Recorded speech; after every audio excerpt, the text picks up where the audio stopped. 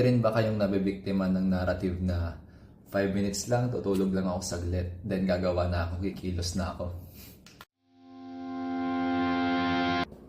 Hello, so update lang tayo sa nangyari sa akin, yung effect sa akin ng 7-day challenge.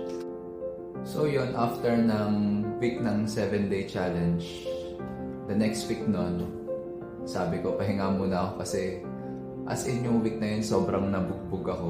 Feeling ko, pero fulfilled ako. Alam ko naman sa sarili ko na hanggaan ang pakiramdam ko, pero sabi ko, pahinga kaya ako. Pero naging negative yung effect sa akin ng pagpapahinga na yun.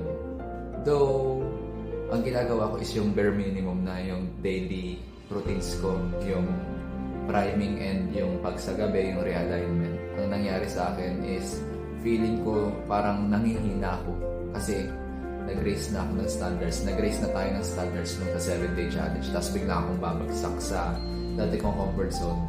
So, hindi pa tapos yung week. Feel ko nangihina na ako. Ang ginawa ko, nag-workout agad ako. Sabi ko, hindi na pwede to. Hindi pwede na nangihina ako. Sa 7-day challenge ng Success Blueprint, Tuesday is all about monitoring and today is Tuesday. So, minonitor ko yung araw ko. Chinek ko kung yung katawan ko, yung utak ko, saka yung puso ko is aligned. And kaninang umaga na biktima ako ng sarili ko na 5 minutes lang, tulog lang ako saglit, then mag-workout na ako. And alam naman natin yung kasunod nun, nakatulog ako ng almost 2 hours. Kaya nakapag-workout na ako after ko mag-coaching sessions. Nung time na before ako mag-workout, talagang tamad na tamad ako. Ayoko gumalaw, actually. Pero sabi ko sa sarili ko, since decided ako na mag-workout everyday to improve myself, inuna ko yung action. If my way of thinking, how I feel and how I act is congruent with each other, mas nag-work kasi sa akin yung mag-a-act muna ako, then I will realign. Iisipin ko yung goals ko, yung vision ko. Then, habang gumagalaw ako, nafe-feel ko na yun. Kaya, naging congruent ako. Kanina, habang ginagawa, habang nag-workout, and habang nag-aaral netong bagong enroll ko na course, the 10 Powerful Skills.